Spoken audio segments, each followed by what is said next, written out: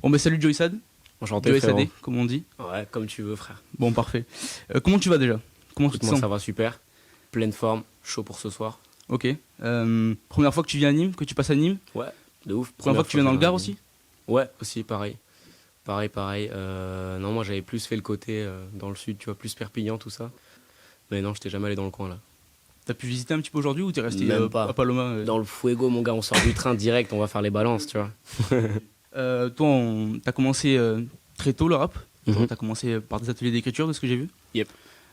Ensuite, t'as commencé à faire des freestyles sur Instagram, sur les pages des minutes de rap, tout ça. Qu'est-ce qui t'a poussé à te lancer dans ces freestyles-là au final? Bah écoute, l'engouement, premièrement, tu vois, le fait de voir que ça accroche. Mhm. Et puis que c'était un nouveau phénomène, déjà, le freestyle sur Instagram, il y a 3-4 ans. Ouais, c'est Ça venait d'arriver, quoi. Enfin, c'était en plein essor, en fait. Et ouais, l'opportunisme de ouf, tu vois, l'opportunisme que j'ai eu m'a permis de me donner la dalle, en fait. Tu vois, quand j'ai vu qu'il y avait de l'engouement et que j'avais saisi la bonne opportunité, j'ai foncé, quoi. Et ouais, ça m'a grave donné le goût de le faire, quoi. T'as été le premier à gagner 2 ou 3 fois d'affilée. Ouais, 3 fois. 3 fois d'affilée, ouais, c'est ça. Donc c'est là aussi où tu as commencé à monter en abonnés, notamment sur Instagram. Ensuite, tu as sorti en 2019, le 29 novembre, Chicha Pomme, ton premier morceau. Yep. Puis tu as enchaîné les singles, Hiver, Coup d'avance, Californie. Et après, tu as sorti Fernandez, ton premier EP. Dans quelles conditions tu le sors? Pourquoi Fernandez et comment tu te sentais à ce moment-là? Alors, déjà après Chicha Pomme, je commence à comprendre ce qui se passe et tout, c'est lourd. Je me dis, plus d'engouement que prévu et assez tôt, c'est charmé, genre, ça donne envie de foutre les deux pieds dedans. Et après Fernandez, écoute, ouais, c'est un peu ma carte d'identité, mon premier EP, c'est mon passeport, quoi. Tu l'écoutes, c'est vraiment. Tu sens que c'est du premier jet, en fait, quand tu l'écoutes, quoi. Ça sent vraiment que le mec vient d'arriver en studio et que ça va, on se débrouille, quoi, tu vois. Et ouais, c'était un peu ça l'esprit, quoi. Mais on a renvoyé direct pas longtemps après, enfin, tu vois, vraiment depuis, on enchaîne, quoi. Bon, après ça, tu as pu apparaître plusieurs fois sur des projets comme Art de rue ou Bendo X, de ce que j'ai pu voir. Tu as fait aussi des freestyles sur Bouscapé et le cercle de Fianso. Ensuite, du coup, tu sors un autre projet, Palindrome, que tu définis comme une mixtape, un EP, un album. Un EP aussi, Un deuxième EP aussi. ouais. Palindrome, c'était la suite logique de Fernandez. Tu le voyais comment? Comme une pièce détachée Palindrome, ou... je le voyais comme un. Pareil, tu vois, un deuxième projet pour moi qui avait la même envergure que Fernandez, tu vois, même si c'est pas le premier. C'est quand même autre chose. Mais j'y voyais quand même, voilà, quelque chose de. C'est pas un album, donc j'y vois quand même un aspect. Comment je pourrais dire, amélioration en fait, Ouais. tu vois, c'est vraiment plus cet aspect-là. professionnel, quoi. Exactement, Aussi. mais un aspect où je me dis aussi j'ai pas tout encore, je suis pas à 100% en fait. Ça voulait dire c'est un peu palindrome, quoi, quand tu, selon moi c'est ça, je l'ai sorti pour montrer ça, quoi, leur dire regardez je suis trop chaud et je vous prépare du sale, quoi. Ok. Du coup, ouais, par la suite, du coup, tu sortiras ton premier album, Espace-Temps, le 10 septembre 2021, avec des feats quand même comme Sofiane, Us l'Enfoiré, To The Kid et Wayberry, pardon. Comment ça s'est fait, ces connexions-là, avec tous ces artistes? Alors du plus naturel possible, vraiment, vraiment, on me pose tout le temps la question, tout le monde croit que j'ai lâché la quiche, tu vois, mais ouais, de ouf. Mais en plus, le pire, c'est que ça se fait plus trop aujourd'hui. Et vraiment, c'est Fianso, il a appelé mon boss, quoi. Ok. Il a dit, je veux aller en studio avec lui, je veux faire rentrer dans le cercle. D'ailleurs, Sofiane, merci le sang. Et Us l'Enfoiré, écoute, j'en ai parlé, ouais, j'en ai parlé, j'ai envoyé un message, j'en ai parlé à ma maison de disques. Ça s'est fait en tac-tac, en 2 jours, il était dans mon studio. Hyper naturel. Il est arrivé, c'est une petite anecdote d'ailleurs, il est arrivé au studio, il m'a dit, je veux faire du rap. Donc je voyais, il avait pas envie de faire un refrain, tu vois. Il m'a dit, vas-y, je vais appeler le président. Je dis, c'est qui le président? Et là, il ramène Soul King, tu vois. Du coup, le refrain, la petite anecdote, c'est Soul King qui nous a fait la top line. Ça tue. Ouais, de Ça ouf. tue. Anecdote marrante. Et To The Kid, du coup, toi, tu le connaissais depuis longtemps. Ouais. Pareil, c'était quelqu'un qui était issu aussi des concours minutes de rap, qu'on C'est connaissait ça. aussi pour ça. Du coup, la connexion s'est fait facilement, j'imagine. Ouais, c'était évident. Et pour Wayberry? Wayberry, en fait, j'avais besoin d'une voix féminine et c'est mon manager qui la connaissait. Ok. Et vu que voilà, tu sais, on avait envie de faire la douille, il avait les mots là. Ouais, j'ai entendu ça. Je trouvais que sa voix, elle était parfaite. Et donc c'est elle qu'on a pris, c'est vraiment pour sa voix. Ensuite, du coup, tu sors ta réédition le 18 mars dernier. Et pour cette réédition, tu as fait des soirées, les soirées dans ta ville. Yes. Tu étais avec notamment Levi. Qu'est-ce qui t'a poussé à faire ces soirées-là? C'est pour être plus proche de ton public? Grave. En fait, je voulais montrer surtout une facette. Je trouvais que mon identité n'était pas assez montrée, en fait. Ok. dans l'album et tout. Je trouve qu'on est un peu allé à gauche, à droite sans vraiment montrer qui j'étais. Je me suis dit que si je devais faire une réédition, je voulais montrer un autre message, quoi, un message de partage. Parce qu'on a beaucoup trop, je pense, de musique qui nous sépare aujourd'hui. Et la réédition, j'essaye vraiment de montrer que je suis quelqu'un de bien, en fait.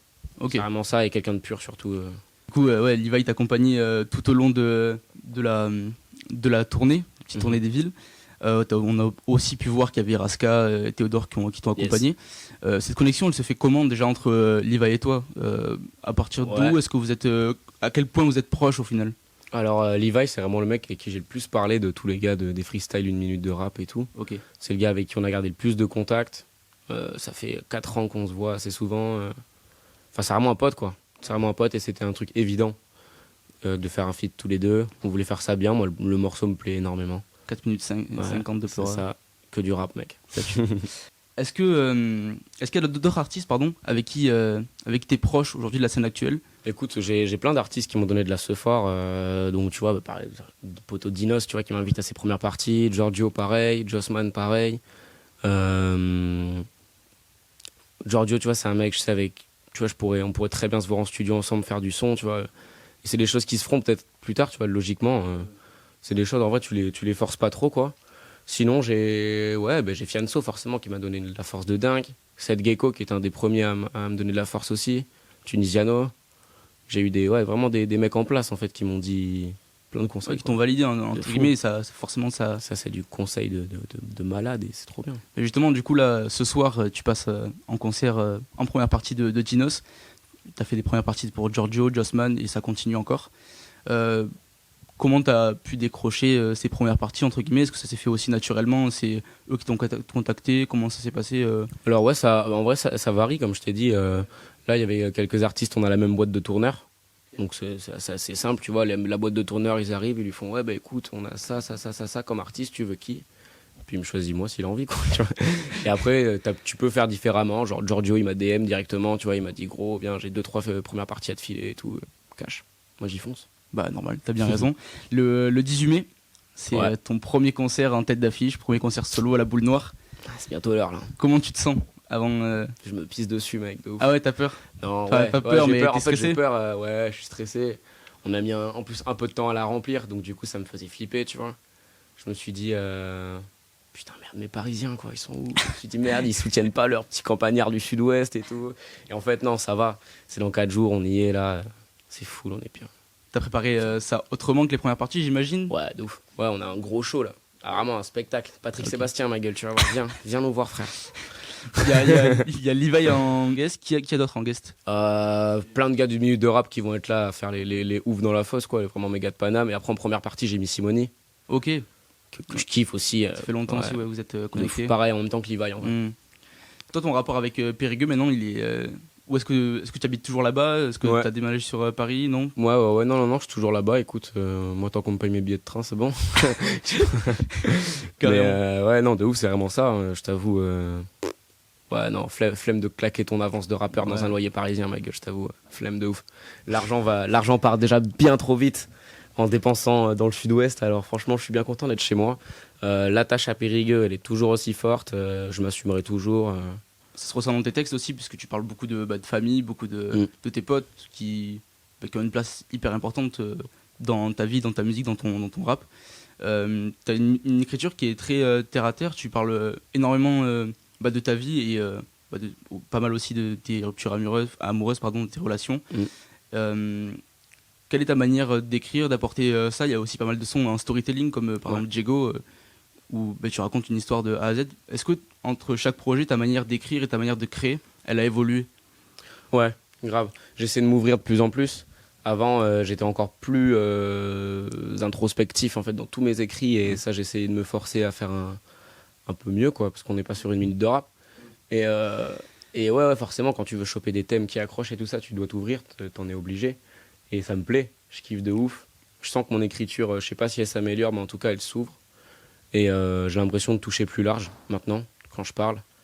J'essaie de faire ce que j'appelle du jeu général, tu vois. Parce que je parle quand même beaucoup de moi, tu vois. Comme tu dis, je suis très terre à terre, je raconte essentiellement la vérité, tu vois, de ma vie. Donc j'essaie de faire ce que j'appelle les jeux généraux, quoi. C'est tu parles à ta personne ou au tu vois, mais par contre faut que ça touche une généralité. Faut que ça touche un ensemble. Faut que ça touche nous, tu vois. Tu parles en jeu, mais en vrai c'est nous, quoi. T'as eu l'impression de simplifier ton écriture ou pas forcément ou t'as... Simplifier, peut-être pas, non. Parce que c'est pas simple pour moi en vrai d'espacer mes textes et tout.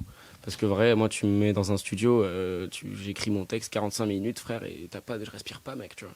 Je respire pas pendant 2 minutes et c'est plus de la musique, tu vois. Je fais pas de la, comment ça s'appelle, de la DMV, je crois. Ouais, la DMV. Ouais, tu vois, je fais pas ça. Mais T'as déjà essayé?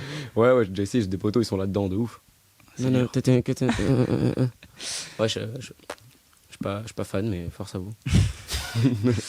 Aujourd'hui, ta popularité, elle augmente forcément de jour en jour. Tu passes dans différentes villes, tu dois accrocher forcément certaines personnes.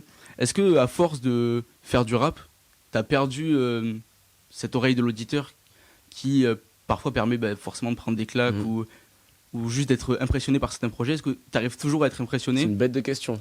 On me l'a jamais posée.